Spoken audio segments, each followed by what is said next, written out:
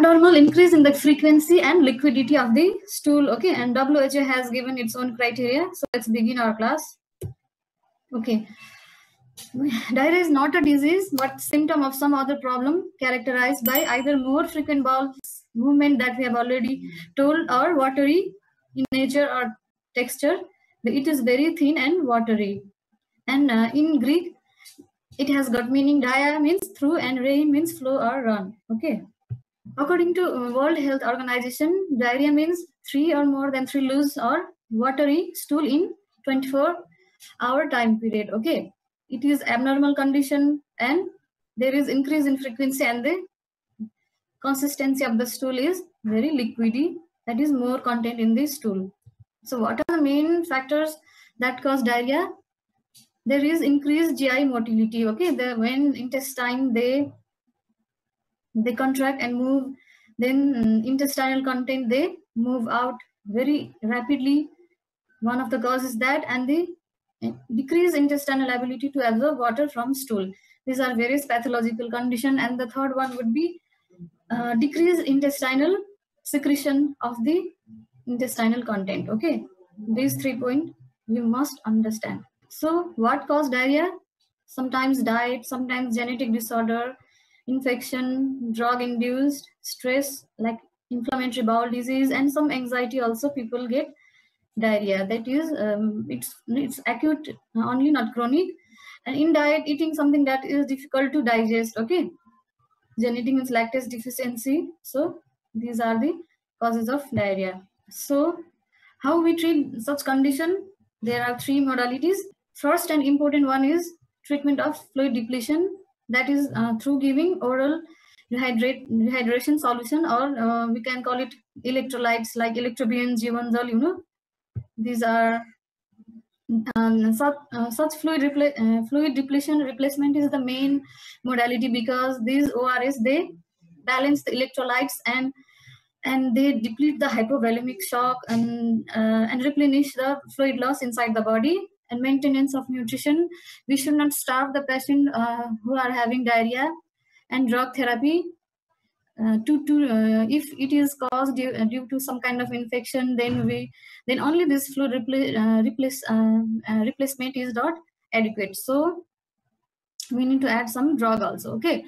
So regarding pathophysiology, do you know about any sodium, potassium, ATPase mediated salt absorption?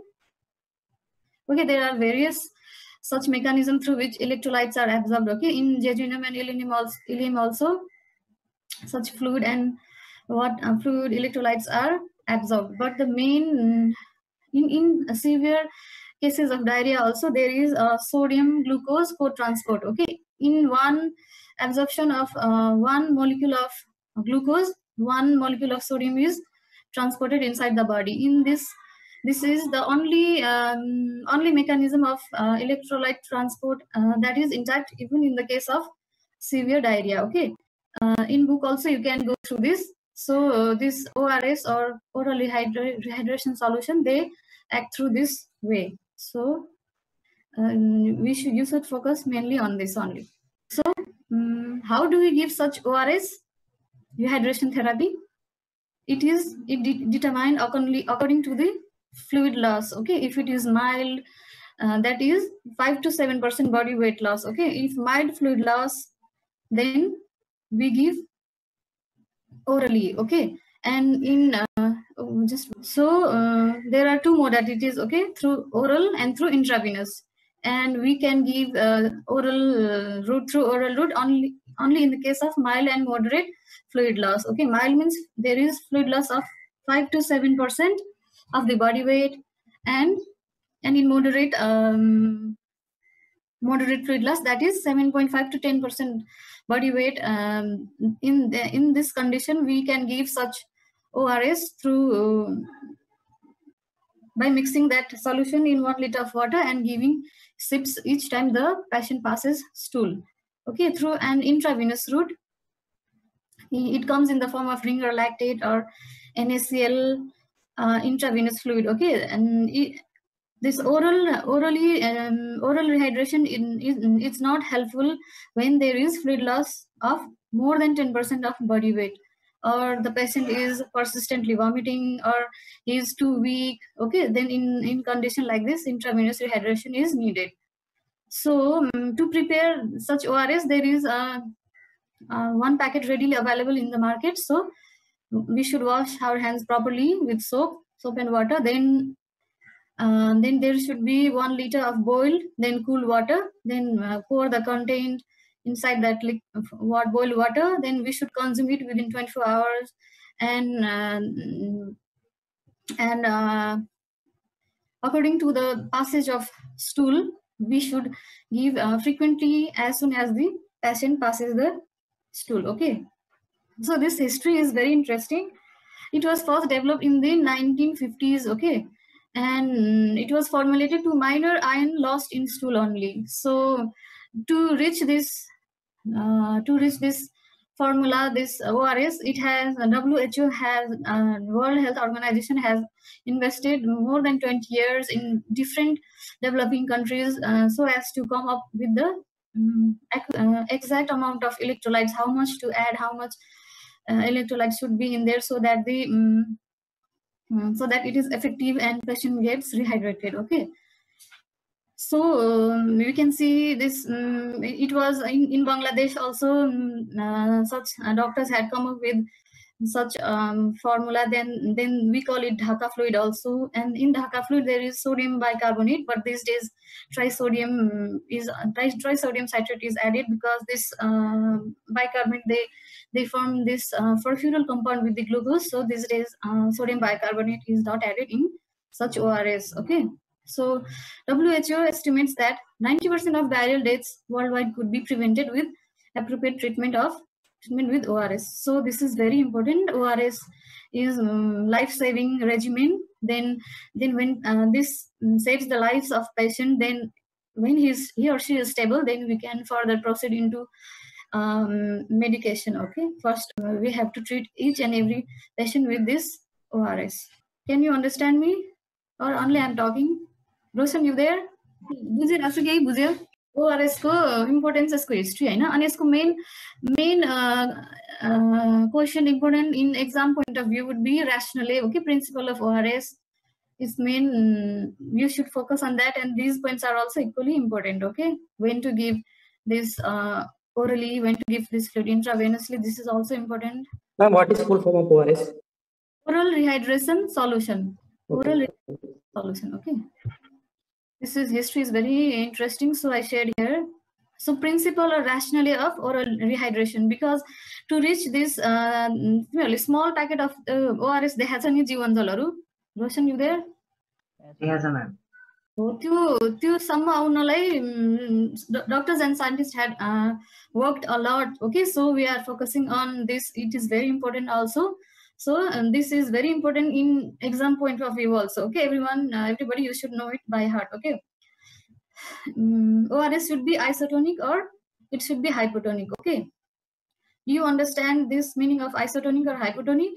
When comparing any two solution, if the solute concentration of both the solution is equal, then we call both of these solution are isotonic. Okay, example would be our blood inside our body. Okay, so this oral rehydration solution or ORS should be either with same tonicity or it should be little hypotonic, because diarrhea fluid are also approximately isotonic with plasma, and that isotonic solution in our body, the strength would be 200 to 300 milliosmol per liter. Okay, and what does this mean? Molar ratio of glucose should be equal or higher than sodium, means their glucose, as I talked earlier, this glucose, whenever it goes inside the cell, it also tags along sodium inside the cell also. So there is decreased loss of sodium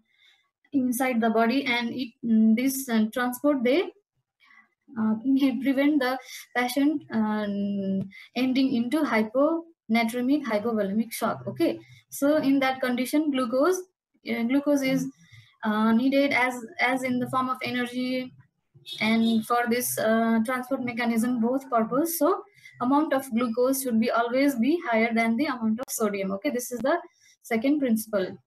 And there is also addition of potassium there. And enough potassium and bicarbonate citrate should be provided because there is always loss of potassium in the stool. Okay, these days bicarbonate is not used, trisodium citrate is used. Okay, so this potassium will be replenished, should be replenished. So we are adding potassium in such oral rehydration solution as well. Got my point? You got my point? These 3 points you must remember, you must go through again in your book. Okay, so let's talk about new form. This is also very much important. Okay, in the past, total osmolarity. Osmolarity, do you understand? I don't know anybody, so I will talk to CR only. Monica is not there; she's not answering. So Roshan, osmolarity means any idea? It is the concentration of the solute in the solution. Okay. In the past, this osmolarity was 300, but this caused like edema, periankle edema, periorbital edema in children, and there is excessive amount of water storing in the body. So by decreasing the concentration of sodium and this glucose, and we have come up with 245 milliosmol per liter. Okay, in the past NaCl was like 5 gram and glucose was like 15 or 16 gram. Okay, so we have decreased this both sodium and glucose. In the past this strength was like 90 m osmol and glucose was 110. Okay, but the in new formula NaCl is 60 m osmol per liter and glucose is 90 m osmol per liter. Okay, just you remember this figure. It's in your book also. The point that I didn't write here, that I just said, you can find it in book also. These days glucose is like 90 m osmol per liter and NaCl is 60 m osmol per liter. That is in the concentration amount. This is in the content only. Okay, gram and milliosmol. So 245, this is, you should remember it. So this meeting will end in 10 minutes. So anybody, any question? And next time we will, next class we will talk about other use of ORS other than in case of diarrhea and drugs used in to treat diarrhea. Okay, today this much only. So if you have any question, you can ask me. Ma'am, how genetic factor affects diarrhea or responsible for diarrhea?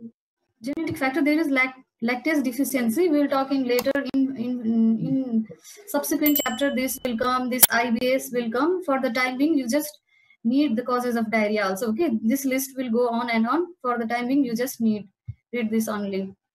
There is lactase. This whenever the broad border of the intestine they get damaged or after dysentery or Shigella infection, patient complain about they are intolerant to milk. So in that condition also lactase deficiency is there, and genetic people are born with such disorder only.